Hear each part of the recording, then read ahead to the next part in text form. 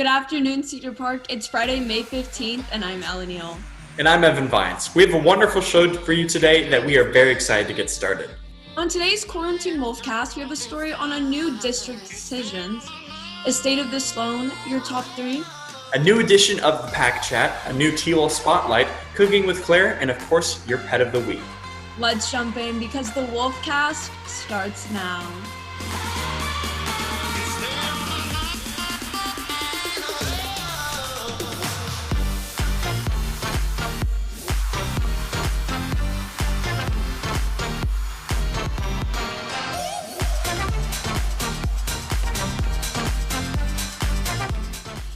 Here on the show, we've talked a lot about how the coronavirus has been affecting us. But what about how it's been impacting our furry best friends? Reporter Connor Smith has more. Thanks, guys. I did some research to find out how COVID-19 is affecting pet shelters. It's been an uncertain time for everyone. The only thing that is certain is there's been a demand for masks, hand sanitizer, toilet paper, and puppies. As loneliness sets in for many people, many are turning to shelters to adopt or foster pets to help keep them company.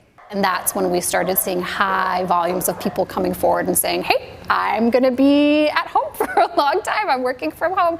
I can take a cat, dog, or rabbit. For the first time in their history, their shelter has emptied one of its long dog kennels, and we have the quarantine to thank for all those new forever homes. It's clear that pet adoptions are on the rise. But how are the shelters themselves functioning? And what does that mean for Cedar Park and Austin residents? I read into how one local shelter is doing in the middle of this quarantine. Austin Pets Alive, a local shelter, expressed their concerns on their website over the spread of the virus in the Austin area. And while the shelter says they are closed to the public, they will still coordinate clinic needs and animal transports, carside and by appointment only.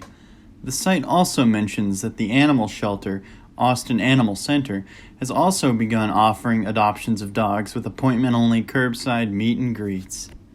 Even if the shelter can't operate normally, Austin Pets Alive and other shelters across the nation are still working hard to give animals a home and make the most of this situation. Well, Cedar Park, there's never been a better time to bring home a new friend, so consider checking out the Austin Pets Alive website. That's all for me. With CPHS News, I'm Connor Smith. Back to y'all. Thanks, Connor. It's nice to hear some good news in the middle of this quarantine. This week, we have a very special edition of District Decisions, where Gigi gets to talk with the LISD Chief Communications Officer, Corey Ryan. Let's get to it. Thanks for being here today. Now tell me, how are things looking like for the district when it comes to making decisions that affect everyone in Leander ISD? When it comes to decision making, one of our most important things is trying to assess what's the best thing that we can do and make decisions for kids. One of the things that makes that challenging is how many kids we have, how many students we have across all 42 of our campuses, soon to be 43 because we're opening up a new school next year. Have you guys talked about how things are going to look like for next year? Like, do you guys have any idea how things are going to go? So that's two different questions. The first question, yes, we have talked about it. The second question, how's it going to go? We don't know because everything's changing on a dime. I can tell you that we're preparing for a continuum of different services and providing education next year, ranging from continuing to be remote to being in a normal school environment. We anticipate it's going to be somewhere in the middle where we're going to have some sort of in-school component and then some sort of remote learning component. We don't know what that's going to be in terms of what are the social distancing requirements going to be, what are we going to be able to provide in terms of athletics and things like that. This is what we're doing right now is what we like to call emergency remote learning. We weren't trained to do this. We have not been able to have the infrastructure in place. We were asked, in basically 1 week to figure out how do we turn an in-person schooling model into online. We've learned a lot. We've had a survey that's just wrapped up last week. We have teachers who have been doing this now for the last 6 weeks. And we just feel very confident that if we do have to be remote, that we will be able to do it in a more rigorous and a more sustainable and in a better way. Our preference would be that we could be in school and everybody can be safe, but we know that that might not be a possibility going into next year. That's why we've been preparing. Don't be afraid. Don't be ashamed if this has been something that's been tough or tougher for you than it might seem for a friend or somebody else and a classmate. This is impacting everybody in a different way, being remote. Know that you have a school of teachers and staff members that care so deeply about you and about your success. And there is always a person who you could reach out to if you need help. So please feel free. Just don't make those connections if you need them. And just understand that, this is tough. No matter who you are, this is tough in some way, tougher for some in most ways. So please continue to be compassionate toward each other, and make sure that if you do need help, reach out to somebody. Because I know Cedar Park High School is full of caring teachers and administrators who want to hear from you if you need it. Thank you so much. That's all I have for today. With CPHS News, I'm Giselle Mianes. Back to you guys. Thanks, Gigi. And you may be wondering what the top 3 positive stories are for today. Well, don't worry, because Katie Smith is here to brighten your day. Katie?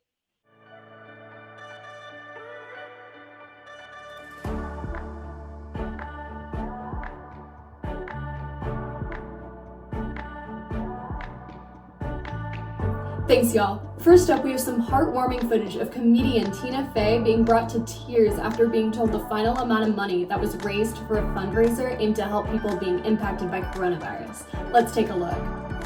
Okay, let's look at what we've done tonight. The envelope, please. Is this real? Okay.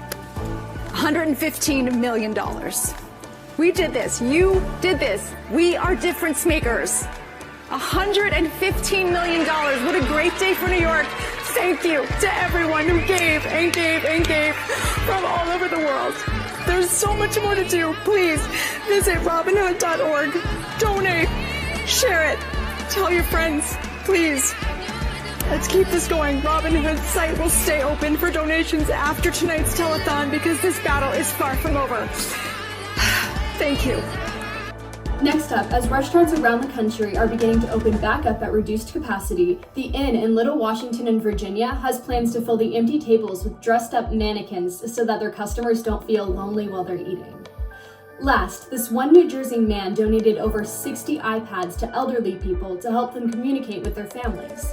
He started this project because he has been communicating with his dad over FaceTime for the past 2 years, and he recently realized that many families might not have the right technology to do just that in a time like this. He calls the project Operation Connection, the iPad Project. Well, that's all I have for you guys today. With CPHS News, I'm Katie Smith. Back to you guys. Thanks, Katie. Coming up next is a new edition of the Pack Chat, Cooking with Claire, a T-Wolf Spotlight, and your Pet of the Week. All of this after a word from our sponsor. Smoky Moe's Barbecue, the best barbecue that money can buy. Proudly supporting Cedar Park High School. Hello, everyone, and welcome back to our opinion segment, The Pack Chat. I'm joined by co-hosts Victor Martinez and Addie Bates, and our guest this morning, Justin Bora, as we discuss some trending topics. With that being said, let's get into it. First, 13 Reasons Why is set to release its last season on June 5th. This show started with the story of a young girl committing suicide, and viewers felt it was highly controversial. The show has been receiving backlash on romanticizing suicide, among other things, since the first season. So what do you guys think of the show, and do you think that they should have listened to the viewers and stopped airing it seasons ago? Or, just what do y'all think? So I've watched all of the 3 seasons it's had, and now here's my view on this. I don't think they're romanticizing suicide, but it's also not something that you can hide. Mental illness and bullying is a thing, so they're showing this, and a lot of people don't like to see that kind of stuff. So I don't think they're romanticizing it, but they're bringing it to light. Now, I know in the other seasons, the second season, they're talking about just going over in court, the rulings and stuff, and I think it's important to show our flawed system a little bit. And then in the 3rd season, they're trying to hide a murder, and that's where I can see where it gets a little controversial too, because it's just high school kids trying to hide a murder is a little, out there. Yeah, but honestly, I understand where the backlash is coming from as far as romanticizing suicide, because you have this girl, she kills herself. Obviously, people mourn her death, but then it the murder was committed for her. You know what I mean? It just then they added as the seasons went on, it did.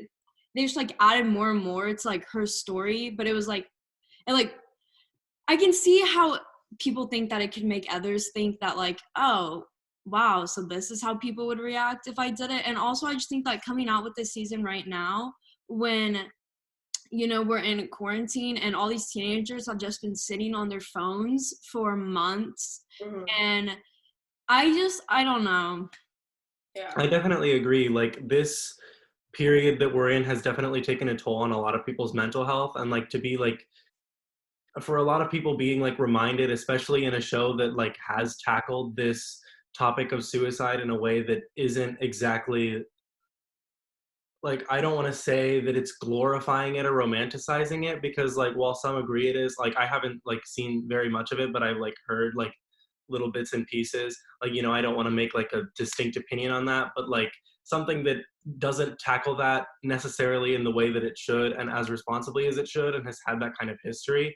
Like, I definitely agree that it's like not a great time for that to be coming out. Yeah. Yeah. I feel like it kind of tackled some things that weren't needed. Like at the end of season 2, it showed like a kid about to shoot up a school acting like he was justifying what had happened to him, when really that should never be like a final law. I especially just dislike the entire concept of how she commits suicide and then like blames all of these people like for her suicide. I just think that that's like, I don't know. That's never sat well with me. It's definitely an interesting show, and I mean, this is the last season though, so next up, players from the NBA had an online call talking about the postponed season, and all of them said they wanted the season to resume. And this can be seen from players from all kinds of sports, as the season for football and other sports looks unclear. So what do you guys think about this? Do you think we should go ahead, start sports back up again, get that entertainment going again, or... So here's my deal on this. So I'm majoring in sports journalism. My life revolves around sports, and I want it more than anyone out there. But there's also a time and place for it to come back. Now, the thing is there's a lot of factors that go into if we were to bring sports back. I know you'd have to be a lot safer, maybe not even have fans and all that kind of stuff. Yeah. But the thing is you're putting a lot of people's lives at risk just for the entertainment of the people. And I get it, I miss it, I do, but I also think there are more important things to worry about in the world right now than sports. Yeah. I completely agree. Me too. Yeah. I feel like they could have the games, but with no fans, and check every single player before the game. Exactly. But then again, that's very expensive, and a lot of stuff has to go into it, and you're kind of risking. That's the controversy that's been going on with a lot of different sports teams around the world. Even is that if the sports team can regulate its players and has the materials and the funds to test them frequently and make sure that everybody's staying safe, then that's their business. That's their prerogative if they want to open back up, if they don't have fans, and they have a way to keep regulated and everything. Exactly. But I mean, at the end of the day, but I'm pretty sure I read something that I can't remember who said it, but it was some sports player, and he was just like, why would you even want to play a game without fans? Because that's who hypes. Yeah, that was LeBron. That's who you're playing. Oh, it was. Yeah, that's who you're playing for. So it's kind of without the live audience, would it even be as enjoyable to watch? And then also it's not just the players, because I've kind of heard the saying that's well, if the players are okay with it, then why should it matter? But it's not, there has to be refs still, Well, when it comes to sports and all that kind of stuff, a lot of these teams, a lot of these stadiums make money off of the fans coming and stuff like that. So I think there's also going to be a change in income, all that kind of stuff, and I think that could take a big hit. Now, in regards to fans, there are some sports and some stadiums where the fans affect the game. In baseball, you go to Yankee Stadium, they're gonna be throwing crap and yelling at you and all that kind of stuff. But it affects the game. Players have talked about how they don't like it and all that kind of stuff. So there's gonna be a huge shift from what we're used to and how the game is played. In my opinion. Exactly. Well, the UFC happened. They did a fight, and with no crowd, it just felt weird. You could hear every punch. You could even hear the announcers. During the you could hear an overlay, it's just, it felt weird. Yeah. Well, Thank you guys so much. And remember, T-Wolf Pack, there's always time to chat. Thanks, Ella, and thank you to the Pack Chat. Now here's Abby Martinez with a brand new T-Wolf Spotlight. Take it away, Abby. Hello, Cedar Park. Today I have Lindsay Winograd with me, and yeah. So tell us a little bit about yourself. So my name is Lindsay Winograd, and I'm a senior here. I'm about to graduate valedictorian, but actually I won't be attending my own graduation because I'll be going off to college. I'm involved in a lot of clubs, like I'm the vice president of Science Honor Society and member of NHS, Spanish National Honor Society, and other clubs like that. So what are your feelings towards high school ending like this? So I'm definitely sad, but I think, even though seniors didn't get to do everything, we wanted to do prom and, graduation on time and everything. I know we'll still stay connected, and the administration and everything has done a really good job of keeping us connected and everything. So even though it's sad, I think we'll all be okay in the end. It's graduation, we still all finished high school, and we can just hopefully move on after this. What are your plans after high school? So after high school, I actually leave June 25th for the Air Force Academy. So that's why I won't be attending graduation on July 9th, but I'll hopefully go on and major in chemistry and become an Air Force officer. And is there anything else you want to say to Cedar Park? For all the underclassmen and juniors, make high school count, I guess. You never know when it's going to be taken away from you. So just enjoy the memories that you'll have. Okay, well, thank you so much, Lindsay. Yeah, of course. Thank you. Thanks, Abby. Well, I don't know about you, Ella, but I'm getting very hungry. Well, you're in luck, Evan, because Claire Mallet and her cooking crew have a brand new episode of Cooking with Claire. Hi, welcome back to Cooking with Claire. Today I'm doing something truly daunting and terrifying, and that is cooking alone. I honestly don't know what to do since Elizabeth and Victor are not here, but I guess we should just get started. We are going to be making banana bread. Today we are going to be making banana bread. Victor found a recipe on TikTok, so that is what we're going to be doing.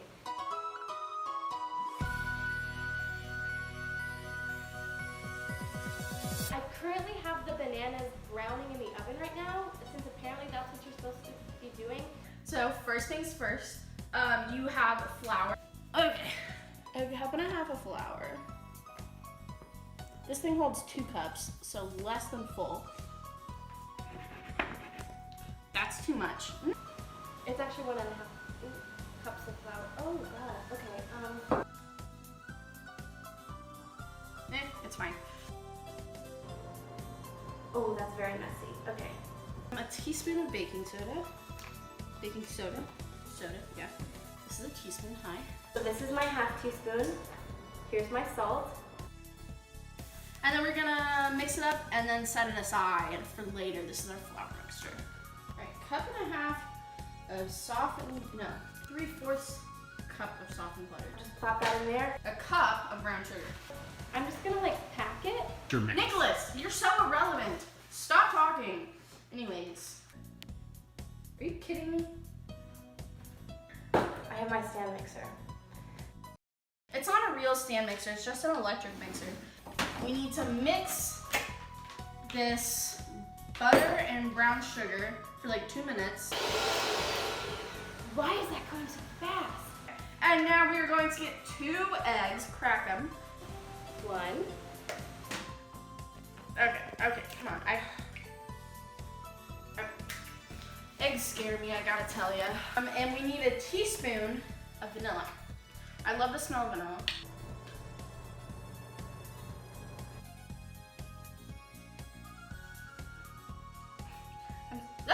Okay.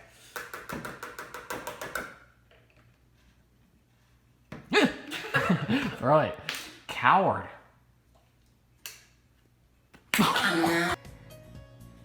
These are my bananas. Okay. Mush? I don't know how to say it. Okay.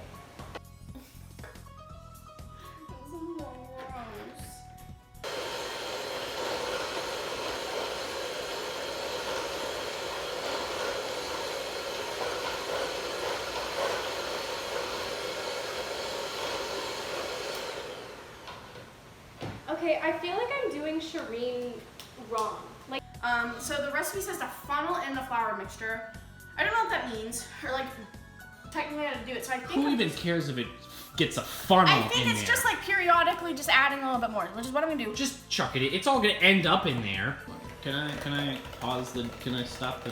No, because they have to see the process.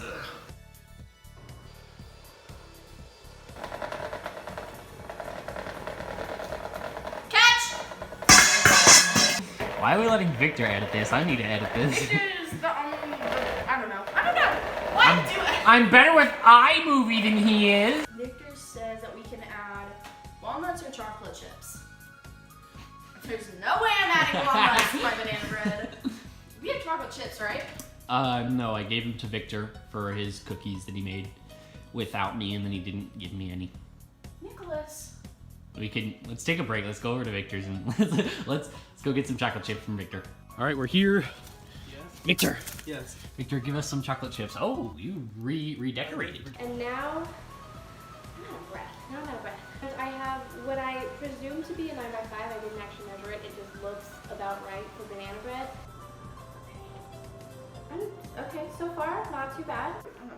Bread rises, right? Nothing wrong. This is my kitchen. Okay. Alright, it doesn't taste burnt. You know what I did not do? I didn't grease the pan. I didn't like prepare the dish, so it will probably stick. That bite that I took was not bad. I normally don't like love banana bread, and so this is about as good as it gets for me. Oh my god. Okay.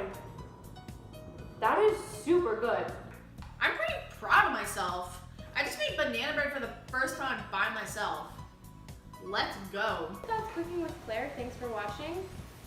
I hope your quarantine is going well, and that you're staying sane and healthy. But yeah, if you have like nothing to do and like you want to cook something, make this banana bread. It is so good, especially with the chocolate chips. Happy quarantine, everybody. Are we done? Thanks, Claire. And now the moment you've all been waiting for, your pet of the week. This is reporter Nacho's leopard gecko named Go. She is almost a year old. A few days before Nacho's birthday, two of his friends, including reporter Gigi Muniz, got her as a birthday present and placed it in his room for him to see when he got home after running some errands. Go is his very first pet, and Nacho treats her as if she's his own daughter. Her favorite food are live mealworms powdered with calcium, and her favorite activity is to hunt for food and watch whatever Nacho is watching on TV. Go is surprisingly friendly and curious, so it's normal for her to climb up to you if you stick your hand in her tank, unless she's eating. That's all we have for you this week. Don't forget, you can catch anything you missed from today's show on our YouTube channel. Just search CPHS News. And thank you for tuning in today and sticking with us. We know these are very difficult times. With CPHS News, I'm Ellen Neal. And I'm Evan Vines. Remember to make it a great day or not, the choice is yours. Have a phenomenal day, Cedar Park. We'll see you soon.